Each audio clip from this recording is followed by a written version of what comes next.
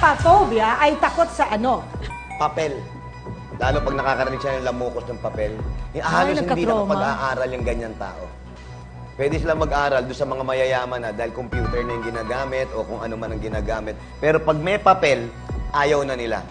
Kaya kagaya niya, may mga tao mapapel.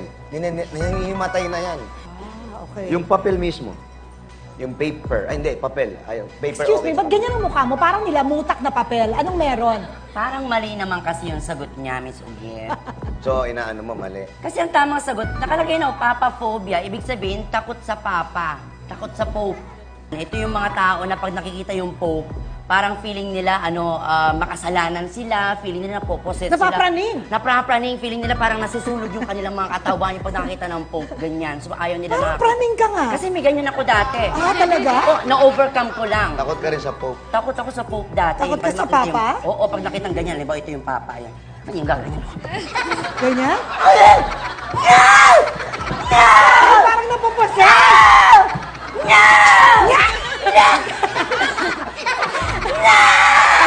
Ganon, parang nagaganon. Exorcist na yun! Kumain mo na ng buto! Oo. Yung parang nadidislocate yung bone marrow. Talaga? Ganon, kasi meron siyang papaphobia. Takot sa pope. Tawa ng Ganyan. tao.